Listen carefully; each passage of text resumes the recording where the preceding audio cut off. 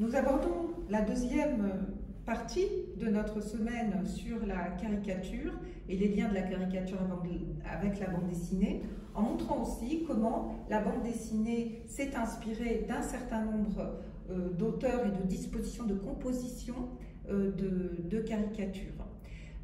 Tout d'abord, dans l'illustration de presse, la caricature a une place extrêmement importante parce qu'elle évoque l'actualité du quotidien, des choses que tout le monde peut, chacun peut comprendre très facilement.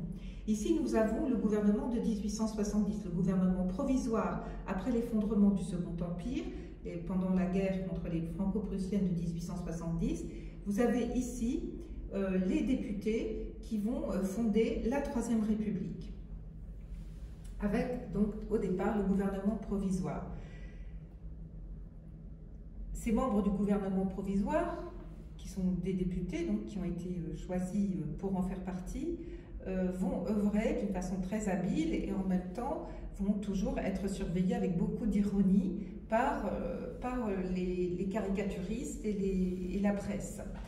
Le Charivari est un des journaux qui va être des plus importants au XIXe siècle, un journal de caricature, un journal satirique qui parle essentiellement par l'image, mais aussi par du texte, de même que le journal La Caricature, qui est fondé en 1829, est aussi un journal qui a beaucoup plus de texte que d'images. Donc il ne faut pas penser que la caricature n'est qu'une histoire d'images, mais elle est souvent traduite par l'image et de plus en plus parce qu'il y a de plus en plus d'intérêt du peuple à voir des images. C'est la façon la plus facile de comprendre de parler à tous. La composition de cette pièce, donc par Robida, va montrer comment on évolue graduellement vers le système de la bande dessinée. Tout d'abord avec vraiment des dispositions en longueur, ce qui est très typique des dépliants ou des suppléments au journal La Caricature publiés dans la seconde moitié du 19e siècle. Ça a déjà été un peu le cas avant, mais pas d'une façon aussi systématique. Ce qu'on voit, c'est que le papier est beaucoup plus fragile et de moins bonne qualité, et ça veut dire qu'on est sur quelque chose de beaucoup plus abordable financièrement et donc de plus diffusé.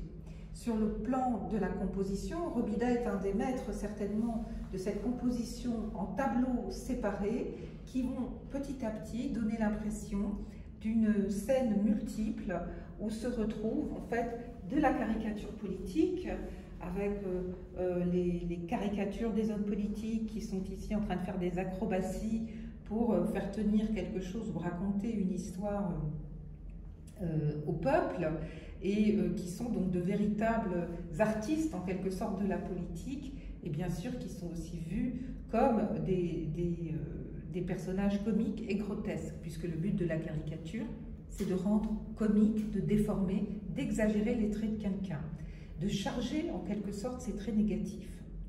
Vous avez ici une pièce qui évoque les différents groupes de la société, le monde des spectacles, qui est une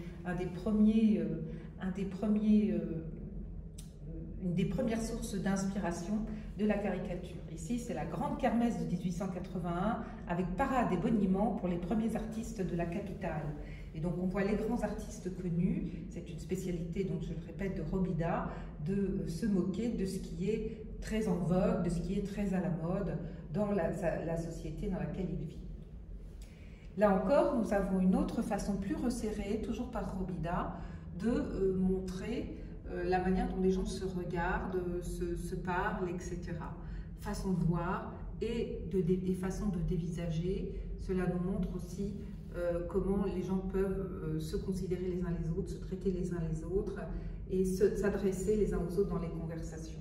C'est bien sûr une caricature toujours de la vie politique.